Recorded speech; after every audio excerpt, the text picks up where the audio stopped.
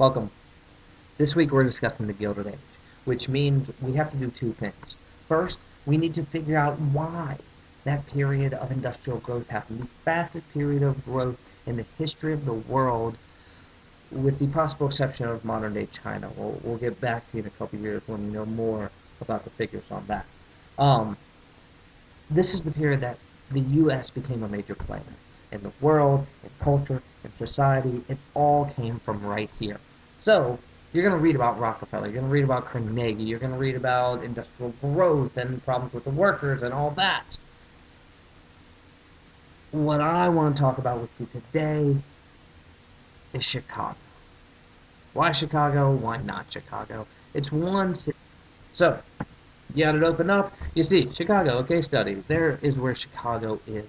The important thing about Chicago is not that it's just located on Lake Michigan, but that it's located on Lake Michigan, and if you go to slide 2, bam!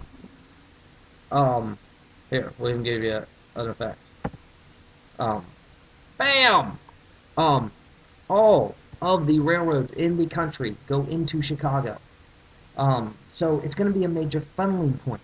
So that's kind of its first power. Its second is, if you look, all of those areas we talked about last week, the Great Plains, where you had all the homesteaders and all the sod busters, Kansas, Nebraska, Oklahoma, all those people, all that grain is going to flood through Chicago.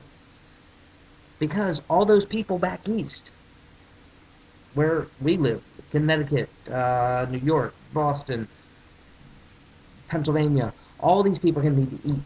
And this is where all the food comes through, and it all funnels through Chicago. So right off, they're on the map. Third, so railroads, grain. Third is lumber. And if you go to your next slide, two people we know well, right? Paul Bunyan and Babe the Blue Ox. We love them. We love to hug them. They are a great story. The problem is Paul and Babe cut down every freaking tree in Minnesota in the late 19th century. There was such this demand for wood that what they did is they cut down the trees in Minnesota, they put them on Lake Superior, they floated them across Lake Superior, down Lake Michigan, all the way to Chicago. No big deal, except for the fact that Minnesota is basically a big chunk of rock with this thin little layer of soil over top, which once you cut down all the trees, there's no nutrients in the soil and you can't grow anything. Minnesota's become impoverished because of this for years until they grow the trees back, actually. All right. So, the last kind of section is that the other major thing coming through is on the next slide. Well, slide 6, if you will. You read in your book about who saw the Swift disassembly line, and that Chicago, if you look at the next couple slides, or next slide, is going to be the center of where all those cows, remember the cowboys down in Texas, bringing the horses up to the railroads, bringing the cattle up to the railroads, they all funnel through Chicago. And Chicago Gustav Swift is going to invent his disassembly line, where it goes through and you cut off pieces and you cut pieces and gradually it goes through, and by the end you have nothing left.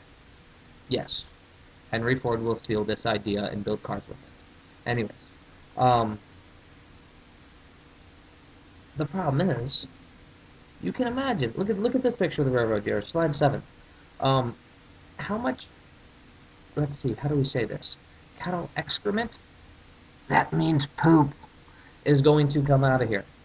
Plus, how much just wasted hooves and innards that are not put into Spam or hot dogs are going to come out of here? Quite a bit. You know what they're going to do with all that? Flip to the next slide. Yeah, Chicago River. They just dump it in there. That's how it works back then. You got all this extra stuff, you just dump it in the river. Well, the other thing we have to remember, though, is that the other major industry, other than the grain coming through, the lumber coming through, the meat processing there, is building the train tracks, building the train cars, building the train engines. This was the major kind of stuff happening in Chicago.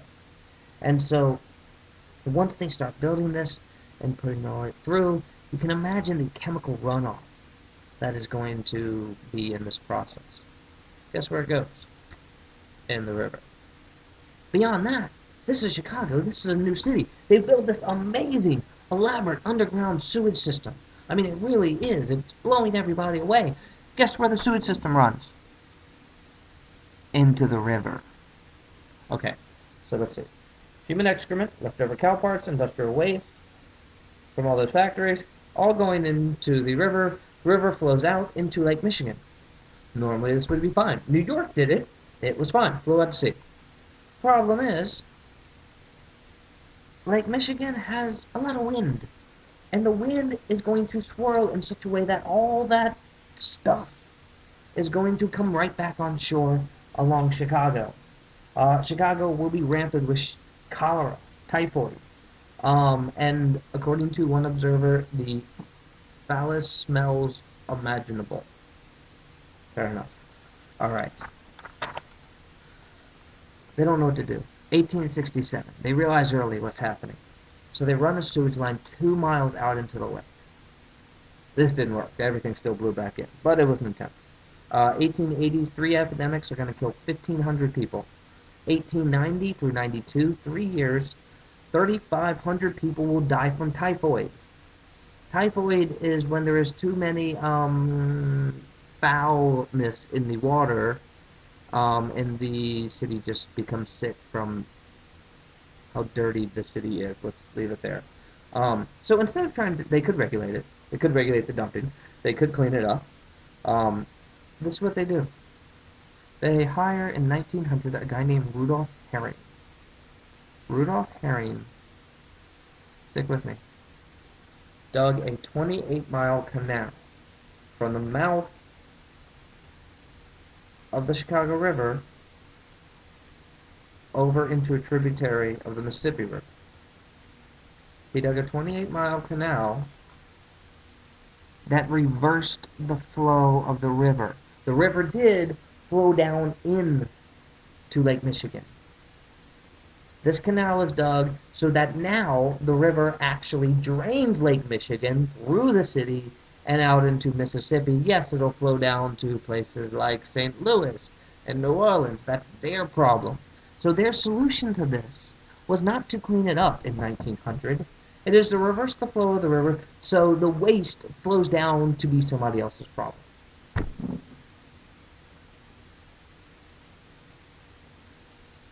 This is one of the stories of the 19th century industrial age. Ponder that for me. See you next week.